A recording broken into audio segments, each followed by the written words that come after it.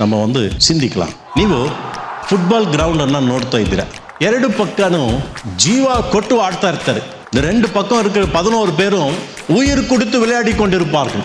ಜನಗಳು ಅದನ್ನ ನೋಡುತ್ತಾ ಇರ್ತಾರೆ. ಅಂತ ವೇಳೆಯಲ್ಲಿ ಆ ಫುಟ್ಬಾಲ್ ಕೋಚ್ ಬರ್ತಾರೆ. ಅಲ್ಲಿರುವ ಎಲ್ಲ ಜನರ ಹತ್ರ ಹೇಳ್ತಾ ಇದ್ರೆ, ನೀವೆಲ್ಲ ಕೂಡ ಬಂದು ಜೊತೆಗೆ ಸೇರಿ ಆಟ ಆಡ್ರಿ ಬನ್ನಿ ಅಂತ ಕರೀತಾರೆ. நீங்களும் வாங்க, வந்து எங்களோடு கூட இந்த விளையாட்டோடு சேர்ந்து விளையாடுங்க வாங்க அப்படின்னு ಅವ್ರು ಏನ್ ಮಾಡ್ತಾರೆ, ಕರೀತಾರೆ. ಕರಿವಾಗ ಹಾಗೆ ಸುಮ್ಮನೆ ಅಲ್ಲೇ ಕೂತ್ಕೊಂಡಿರ್ತಾರೆ, ಅವ್ರು ಎದ್ದೇಳೋದೇ ಇಲ್ಲ. ದುಃಖಕರವಾಗಿ ಇವತ್ತಿನ ನಮ್ಮ ಸಭೆಯ ಪರಿಸ್ಥಿತಿಗಳು ಈ ತರನೇ ಇದೆ. ಇವತ್ತು ಏನಾಗ್ಬಿಟ್ಟಿದೆ ಅಂತ ಹೇಳಿದ್ರೆ, ಪಾಸ್ಟರ್ ಸೆಲೆಬ್ರಿಟಿ ತರ ಆಗ್ಬಿಟ್ಟಿದ್ದಾರೆ. ಮತ್ತೆ ಆಡಿಯನ್ಸ್ ಏನ್ ಮಾಡ್ತಾರೆ, ಅವರು ಹೆಂಗಿತ್ತು ಯಾವ ತರ ಇತ್ತು ಅಂತ ಚಪ್ಪಾಳೆ ತಟ್ಟಿ ಹೋಗ್ಬಿಟ್ಟು ಹೋಗ್ತಾರೆ. ಕೋಚ್ ಕೆಲಸ ಫುಟ್ಬಾಲ್ ಆಡೋದ? ಅವ್ರ ಕೆಲಸ ಏನು?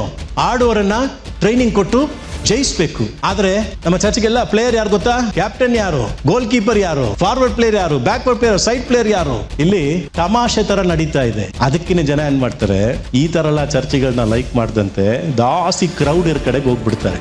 ಅಲ್ಲಿ ಹೋಗ್ಬಿಟ್ರೆ ಏನ್ ಮಾಡ್ತಾರೆ, தொட்டும் தொடாமலும் பட்டும் படாமலும் விட்டு போகாமலும் அவர்களை அழகாக ஒரு ஆடியன்ஸா கன்வெர்ட் பண்ணி வச்சிருப்பாங்க. I know that there are too many people we do with all truthfulness. I have no doubt on it. ಆದರೆ ಸತ್ಯವನ್ನು ಸಾರದೆ ಆಡಿಯನ್ಸ್ ಆಗಿರೋದಕ್ಕಾಗಿ, ಪ್ರೇಕ್ಷಕರಾಗಿರೋದಕ್ಕಾಗಿ ದೇವರು ನಮ್ಮ ಚರ್ಚಲ್ಲಿ ಕರೆದಿಲ್ಲ.